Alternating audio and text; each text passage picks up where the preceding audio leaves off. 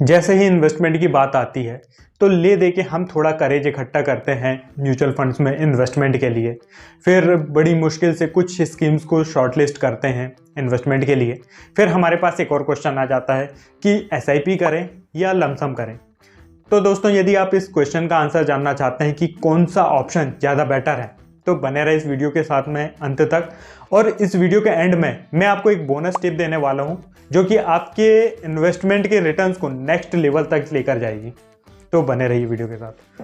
सबसे पहले समझते हैं कि आखिर एसआईपी है क्या। एसआईपी का मतलब है सिस्टमैटिक इन्वेस्टमेंट प्लान।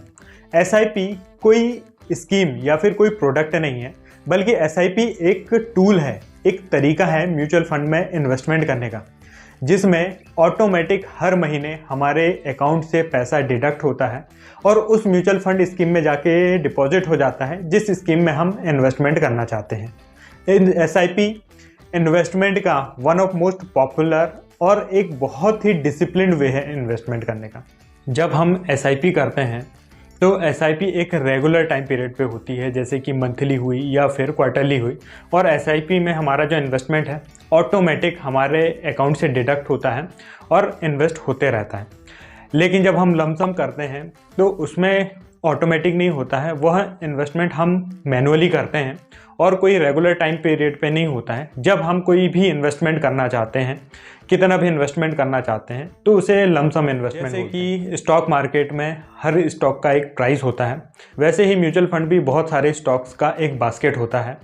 जैसे स्टॉक का प्राइस होता है वैसे ही म्यूचुअल फंड के पोर्टफोलियो का एक एवरेज प्राइस होता है, जिसे एनएवी कहते हैं। जैसे स्टॉक मार्केट ऊपर या नीचे जाता है तो स्टॉक्स के प्राइस कम ज़्यादा होते हैं, वैसे ही म्यूचुअल फंड की जो एनएवी है उसके प्राइस भी कम ज़्यादा होते हैं। जब हम स्टॉक मार्केट में इन्वेस्टमेंट करते हैं और किसी कंपनी के स्टॉक्स में इन्वेस्ट करते हैं तो फिर हमें हमारे इन्वेस्टमेंट के बदले स्टॉक्स अलॉट होते हैं।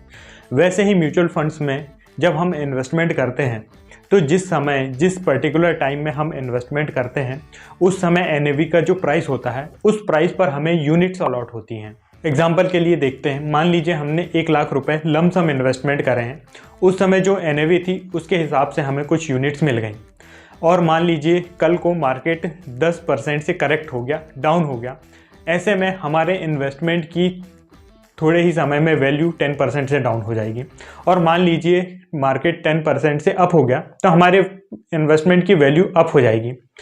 जब हम लमसम इन्वेस्टमेंट करते हैं तो उस समय इस बात की कोई गारंटी नहीं रहती कि आने वाले समय में हमारे इन्वेस्टमेंट के वैल्यू कम हो रही है या डाउन हो रही है, क्योंकि मार्केट को प्रेडिक्ट करना मुश्किल होता है और कोई भी मार्केट को प्रेडिक्ट नहीं कर सकता है। ऐसे में यदि हम लमसम इन्वेस्टमेंट कर रहे हैं तो इस बात का रिस्क हमेशा बना रहता है। मान लीजिए हमने किसी हाई वैल्यूएशन के समय में, जब मार्केट बहुत हाई वैल्यू पर है, उस समय पे इन्वेस्टमेंट किया और कुछ समय के बाद मार्केट बहुत एक लंबे समय के लिए करेक्ट हो गया, तो ऐसे में हमें हमारे इन्वेस्टमेंट में काफ़ी लॉस हो सकता है।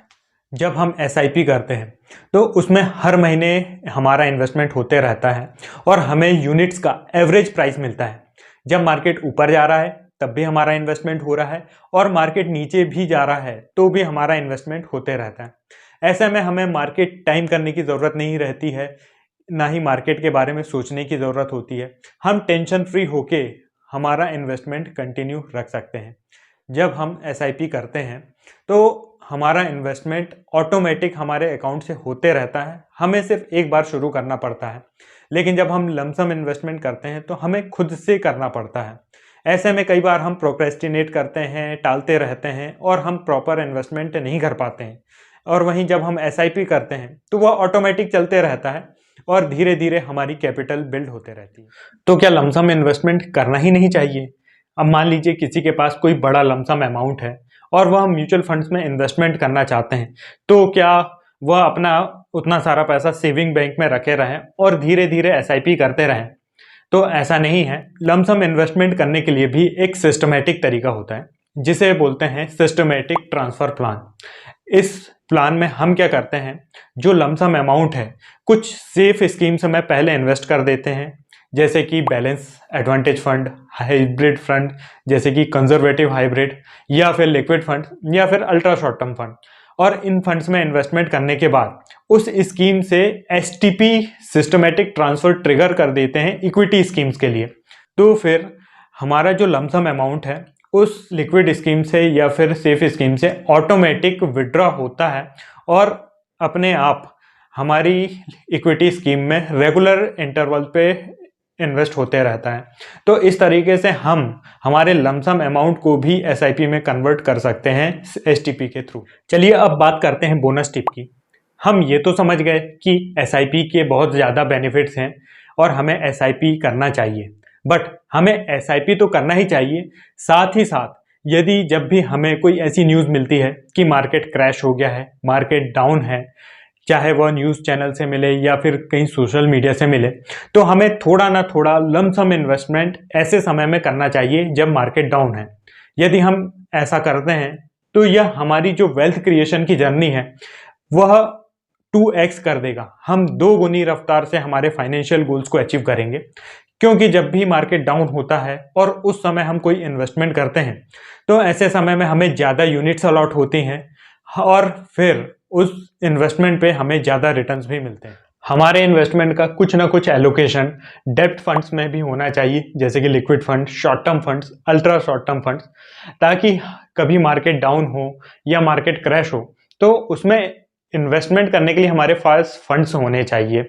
ऐसी अपॉर्चुनिटी को ग्रैब करने के लिए हमारे पास फंड्स अवेलेबल रहें, इसलिए कुछ ना कुछ एलोकेशन हमें डेब्ट फंड्स में करना ही चाहिए। हम इस कंक्लूजन में पहुंच सकते हैं कि हमें SIP और लमसम को कंपेयर नहीं करना चाहिए।